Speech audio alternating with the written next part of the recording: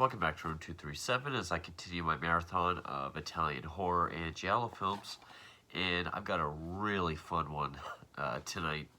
I actually did the original film during my first marathon of Italian films, so now I'm doing the sequel. And it's 1986's Demons 2, which, even though Dario Argento has the big name on top, he's the producer, and it's directed by the underrated Lamberto Bava. And it came out just a year after 1985's Demons. Now, I saw this for the first time, like I said, when I did my last marathon 2 years ago, and I really enjoyed it. I'm not sure if I said it in my review for this, but definitely after seeing this, I'll definitely say that Demons is like the Italian version of Evil Dead.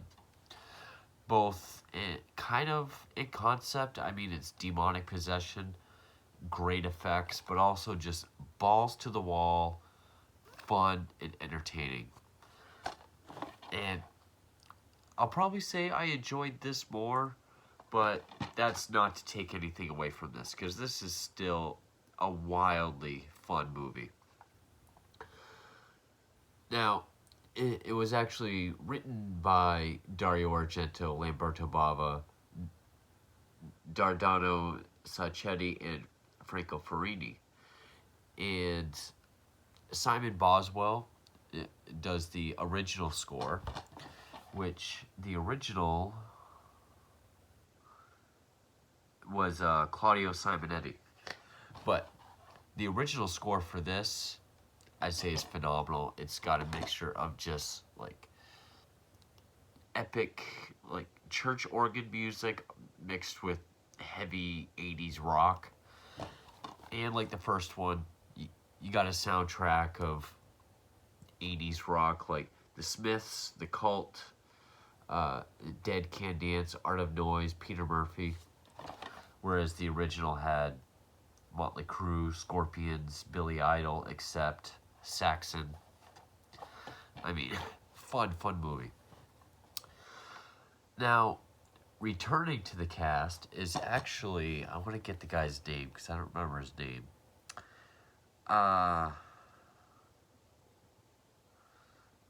Bobby Rhodes.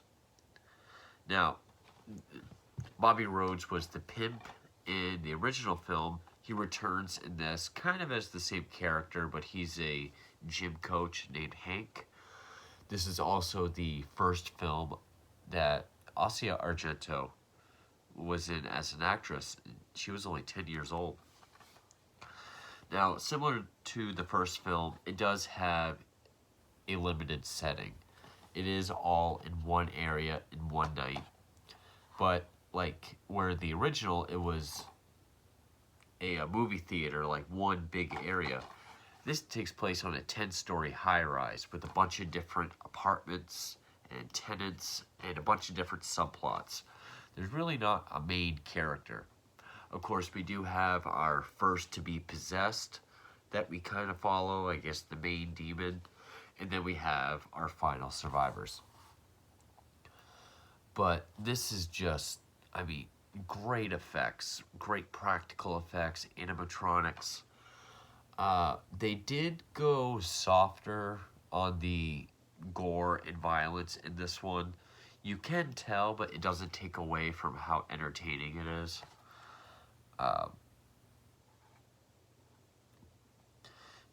Before I saw this, the thing that I'd seen the most was the part where the demon comes out of the TV, which is what I remember from seeing the clip on In Search of Darkness 2.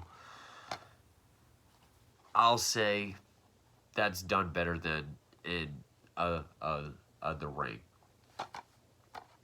I mean, yeah, some people might say the effect looks cheesy or cheap. I loved it. I mean, I loved the way... I mean, it's the same thing as like when Freddy's coming through the wall in the original Elm Street, but the way they made it look like fuzzy TV, then when it goes to static, looks fantastic. And just like these practical effects, which actually that which is the demon that comes out of the TV, is played by Mikel Suavi. I hope I pronounced that correctly. Who directed Stage Fright. He was in Blade in the Dark. He will go on to direct The Church, which was going to be Demons 3. And I think in some places it was, but Bava did a TV movie in Italy called The Ogre, which is called Demons 3. So yeah, there's not really a whole lot to get into plot-wise, but as far as the rest of the cast goes, we have, let me pull it up here, David Knight, Nancy Brilli, Coralina Cadaldi Tassoni, bear with me, Asia Argento, Dario Castellini, Bobby Rhodes, Antonio Cantafora, Virginia Bryant. Of course, one person that is missing is Greta Gerwig. Well, because I don't remember what she was. She has a bunch of different names. I'm not sure what she was billed as in this. But I was calling Greta. She, I really would have liked to see her return in this. I will say that the initial, like the reveal that our first character has been possessed is not quite as memorable as the first, because in the first, you know, you got like that nasty zit. It's kind of like a transformation, whereas here it just kind of happens. Now, and I don't want to keep making comparisons to the first film, because I don't want to do that. This is a very fun film on its own merit. Which, side tangent, speaking of own merit, I need to do a tribute video to Lamberto Bava, because he's such an underrated director, and I don't feel like he ever got his due. I feel like he's a guy that, as talented as he is, he's always lived in someone else's shadow. Whether it be his father, Mario, living in his shadow, or if he's directed a film that he co-wrote with Argento, who's producing it, it's billed as like an Argento film. You know, like both of these, similar to what would happen to Suavi with The Church. So he really deserves his due, and I really should make a tribute video to him. But, and I'm not sure what the ratio was in the first film, but Lamberto did go on to say that even though Argento was on set every day, probably because his daughter was there, he never gave any direction. He never gave any input on what he should do. He really let Lamberto direct the film, so that's good to hear. So anyway, in my review for the first film, I compared it to, or I said it reminded me of From Dusk Till Dawn, because we have a bunch of characters in this one public place, and all of a sudden hell breaks loose with these supernatural monsters, demons instead of vampires. Here, at least in the beginning, I thought, okay, we're going from Dusk Till Dawn to Night of the Demons, because the first demon is a woman named Sally, who's played by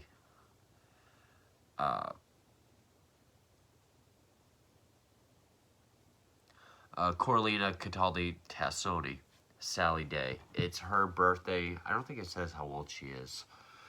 But think of like an American Super Sweet 16. She's that kind of awful person. She's watching this movie with demons. If I remember correctly, I think it's the same movie within the movie as the first film, but I could be wrong. It's been a while since I've seen this. But she's watching the movie on her TV, and that's when the demon comes out of the TV. Also, many people throughout the apartment building are also watching the movie. But then she comes out to greet the party goers, and of course that's when hell breaks loose.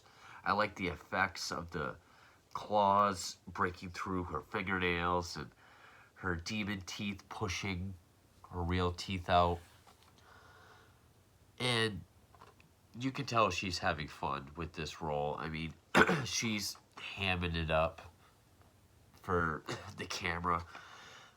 Also, I noticed her, I think this is supposed to be the kid, which looks like the next stage of the Dead Alive baby. When you have a group of these demons, they don't have the orange contacts and the sharp teeth, probably for budgetary reasons and time. But when we have a single demon, that's when they have the teeth and the eyes. I will say this lacked the scenes that I really liked from the first, where we just have like a horde of the demons just in silhouette with the glowing eyes, with the shining light behind them. We do have one of those scenes, and then there's another one where our characters are looking up through a square stairwell, and we just see all these silhouetted heads poke out from the top with glowing eyes. Then as they run down, we see heads keep poking out.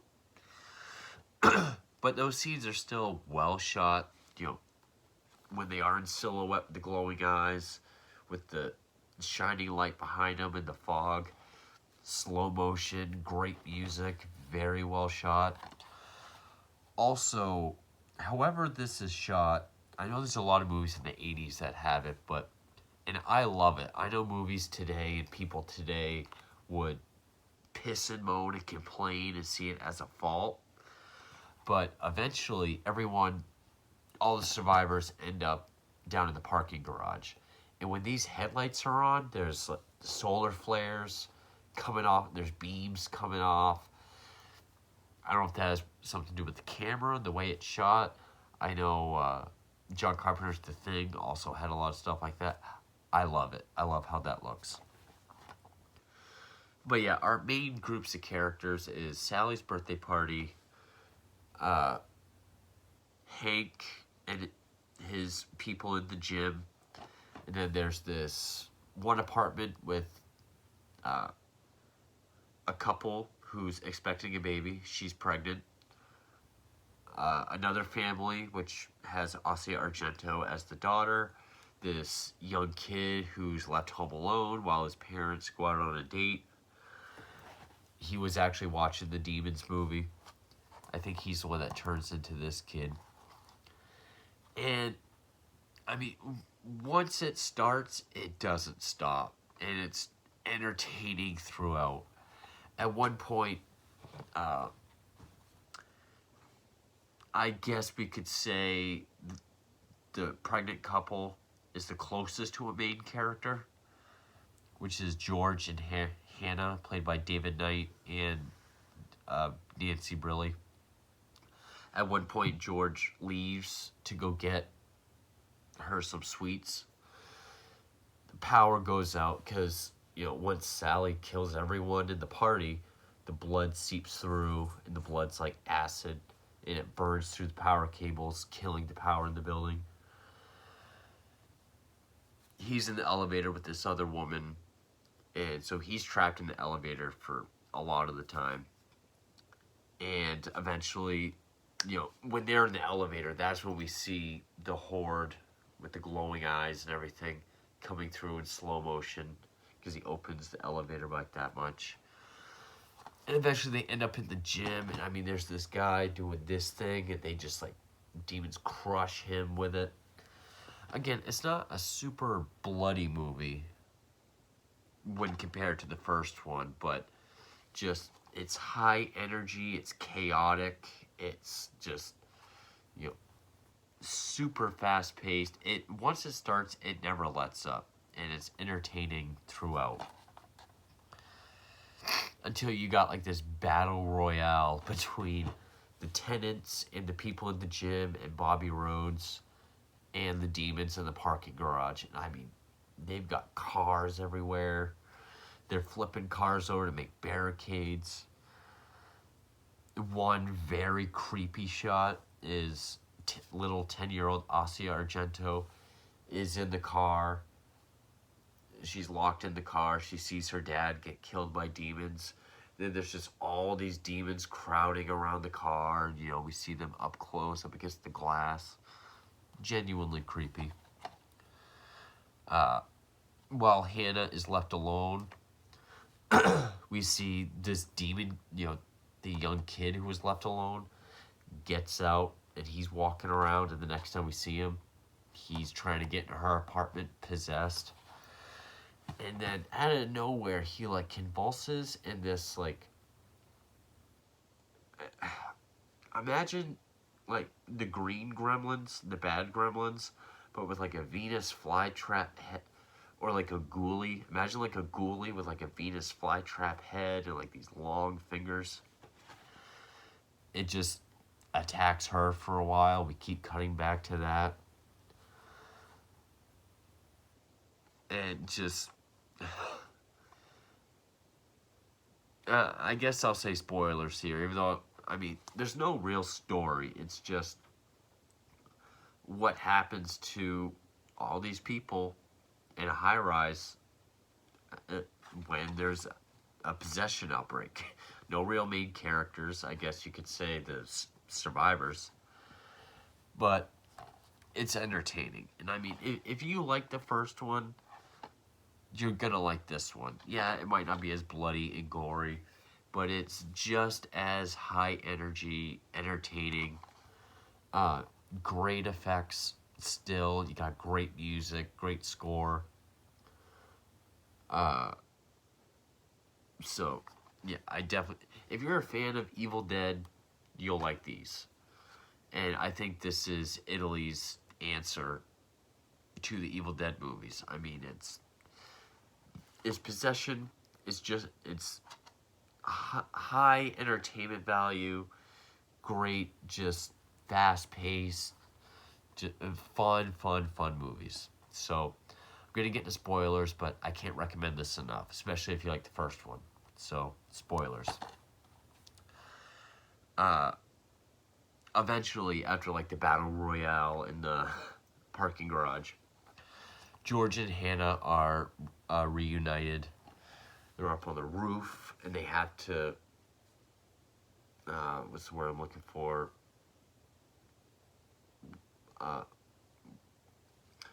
Harness, and they have to go down the building. Demon Sally chases after her. They end up in a TV studio next door, and that's when Hannah goes into labor. And the rock riff of the score comes in. You think she's gonna give birth to a demon, but she doesn't. They end up killing Sally, but Demon Sally is still on all the monitors, so George smashes all the monitors, and then they leave. So I guess George and Hannah would be our main characters, only because they're the main survivors. Doesn't show what happens to Asia Argento. They showed this kid. He got possessed and then died when that thing came out of him. But Italian filmmakers had the balls to kill kids anyway. It was something else I wanted to bring up.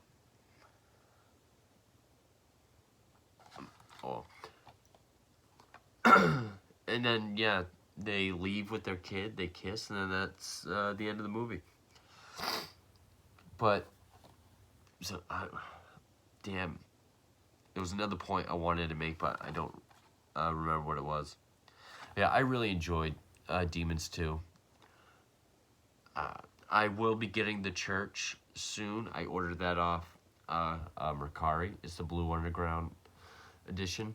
I'm not going to call it Demons 3 because it is quite unrelated. Argento did produce it.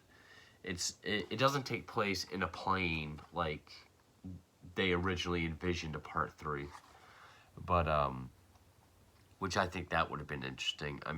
This really was the next level, because you had this one big room setting to a bigger setting with a bunch of smaller rooms and subplots and different characters and what they're going through, a plane would be interesting. But it's really driving me nuts not being able to remember what I was going to say. But Demons 2, fun, entertaining across the board. I really enjoyed it. And the effects, I mean, every time I do like one of these effects films from the 80s, I just think, why can we not go back to that? Practical effects will always prevail over CGI. And Lamberto Bava, very underrated, criminally underrated director. Never got the respect he deserves. And I mean, he directed 2 wildly fun movies. I really enjoy both of these. I will say I do like the first one more, but that's not saying much because I still really enjoyed this film. But I guess I'll end it there. I can't remember that other point that I wanted to make. But, so yeah, 1986, Demons 2, really enjoyed it. So I hope you like this review. Please drop a like. If you haven't subscribed yet and you watch this whole video, please subscribe. And if you're enjoying this Italian marathon, let me know what Italian films you're looking to see, and stay tuned for more. So thank you for watching.